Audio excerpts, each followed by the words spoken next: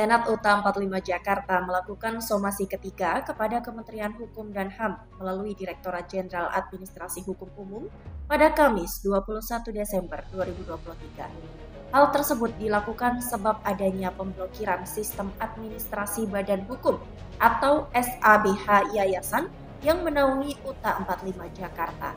Pemblokiran sendiri disebut-sebut atas permintaan Wakil Ketua MPR RI dari fraksi PDIP Perjuangan, Ahmad Basarah. Ketua Senat UTA 45 Jakarta, Dr. Wagiman, menyatakan sikap tegas keprihatinan atas pemblokiran SK Yayasan Dirjen AHU. Jadi pada hari ini, Senat setelah melakukan rapat, kami menyatakan sikap tegas keprihatinan atas pemblokiran SK Yayasan di Dirjen AHU. Karena Dirjen AHU punya kewenangan untuk memblokir, juga tentunya punya kewenangan untuk membuka blokir itu. Kami berharap kedatangan kami hari ini sekaligus menyampaikan somasi melalui kuasa hukum LKBH UTA 45 Jakarta untuk kiranya dapat dilakukan pembukaan blokir tersebut. Terima kasih. Dalam kesempatan yang sama, anggota Senat sekaligus Rektor UTA 45 Jakarta menyampaikan bahwa UTA 45 Jakarta merupakan kampus nasionalis, di mana seharusnya PDI Perjuangan maupun Ahmad Basarah bersama-sama menjaga eksistensi universitas tersebut dan bukan malah sebaliknya. Saya sebagai Rektor Universitas 17 Agustus 1945 Jakarta, kami sangat prihatin terhadap proses pemblokiran yang dilakukan oleh Kumham atau Direktorat Jenderal AHU ya, di bawah Menteri Kumham. Proses pemblokiran ini terjadi di tahun 2015. Yang kami cukup kaget, kami mulai menyadarin saat yayasan ingin merubah akte di tahun 2018 karena sudah ada perubahan pimpinan ketua yayasan. Di situ saat kita ingin melaporkan ke pengurusan baru, ternyata ada catatan di sistem Kumham. Catatannya yaitu proses pemblokiran ini dilakukan karena adanya komunikasi intervensi di lingkungan Wakil Ketua MPR dengan fraksi PDIP dan juga dengan alumni, katanya alumni UNTAK. Itu dilakukan proses pemblokiran dan dibawa Dirjen AHU. Saat kami di tahun 2019 menghadap Dirjen, Pak Dirjen yaitu Pak Cahyo, kami menanyakan mengapa ini diblokir, sementara data kami sudah lengkap semua, tidak ada masalah.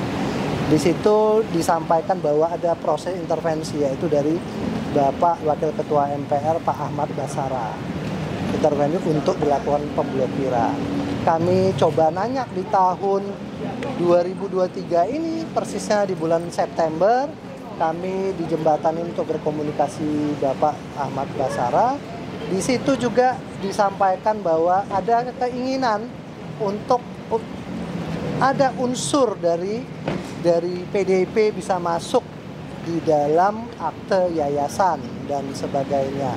Di situ juga kita diberi iming-iming bahwa kita akan diberikan fasilitas Universitas 17 Agustus dengan segala macam caranya. Tapi yang kami tetap pertanyakan, kenapa ada intervensi yang sifatnya private, yang urusannya hanya dengan Dirjen AHU, Kumham, mengapa ini lembaga negara harus ikut terlibat? Ada apa? Ini yang membuat kami tanda tanya besar. Kami sebagai pendidik, kami sudah melakukan kajian-kajian ilmiah dengan bukti-bukti.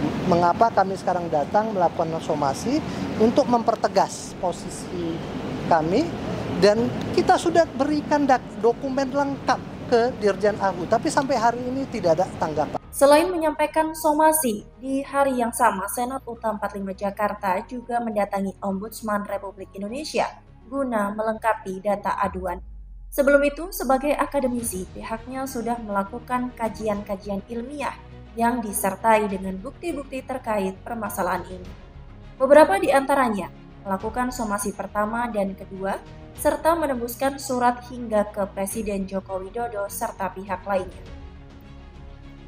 Rajaskana selaku Rektor UT 45 Jakarta mengatakan, dengan adanya putusan rapat pleno Ombudsman Republik Indonesia, dengan adanya proses maladministrasi yang terjadi di lingkungan penyelenggara negara, bahwa ada proses intervensi yang memblokir dengan maksud tujuan untuk mengambil alih, dan Saudara Ahmad Basarah meminta jatah supaya ada anggota dari PDIP masuk di organisasi yayasan. Kami mengharapkan dengan adanya putusan dari rapat pleno Ombudsman bahwa adanya proses maladministrasi yang terjadi di lingkungan penyelenggara negara, bahwa ada proses intervensi yang memblokir dengan maksud tujuan untuk mengambil alih, dan Saudara Ahmad Basarah sendiri meminta jatah supaya ada anggota dari PDIP yang bisa masuk di organisasi yayasan.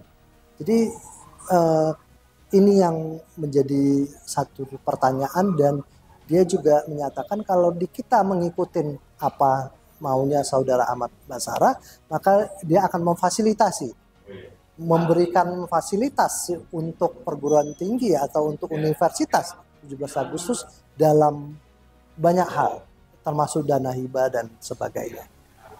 Mungkin itu. Jadi ini harus diusut karena kami datang dari dunia pendidikan yang harus clear, tidak boleh ada campur tangan intervensi politik di dalam dunia pendidikan. UT 45 Jakarta berharap setelah ini Kemenkumham dapat mencabut pemblokiran tersebut. Namun, apabila jika somasi ini tidak diindahkan, maka UT 45 Jakarta siap melanjutkan kasus dan menempuh jalur hukum. Kita kan salah satu kampus nasionalis. Kampus nasionalis dalam arti adalah tujuan pendidikan untuk mendidik anak bangsa, bukan untuk merusak. Kalau ada lembaga negara yang ingin merusak institusi pendidikan, ada apa gerangan, apa maunya? Sesama kaum nasionalis, mari kita saling mensupport, saling mendukung untuk mendidik anak bangsa. Kami tidak pernah, jaket kami memang warna merah, tapi tidak ada hubungan dengan urusan politik. Karena kami tahu didikan dari zamannya Bung Karno, Universitas 17 Agustus lahir tahun 1952. Ini dijaga oleh kaum nasionalis sampai hari ini. Terus ada apa? Tiba-tiba ada intervensi yang terlalu berlebihan. Ini menjadi tanya-tanya kami besar. Mohon kami mengharapkan kebijaksanaan dari Menteri Kumham dan Dirjen AHU untuk bisa memperjelas dan menjawab kepada kami. Dan kami juga mengharapkan blokir bisa dibuka segera. Tidak ada unsur apapun. Kami mau kejelasan saja berdasarkan data dan fakta. Kalau tidak, kita akan bertemu di pengadilan. Sementara itu, Ketua Senat UT 45 Jakarta, Dr. Wagiman menambahkan bahwa pada prinsipnya Senat UT 45 Jakarta mendukung universitas untuk memperjuangkan hak untuk pembukaan pemblokiran akta yayasan. Sekali lagi, prinsipnya Senat Universitas mendukung sepenuhnya universitas untuk memperjuangkan hak daripada yayasan untuk akta yayasannya itu dibuka blokirnya. Jadi kami mendukung sepenuhnya sebagai bagian dari keluarga besar fakultas dan prodi di lingkungan Universitas 17 Agustus 1945 Jakarta. Mudah-mudahan upaya dan ikhtiar bertemu dengan lembaga Ombudsman sebagai lembaga independen dapat membuahkan hasil dan menjadi pendukung bahwa upaya untuk membuka pemblokiran itu dapat realisasi. Humas dan Media Center UTA 45 Jakarta melaporkan.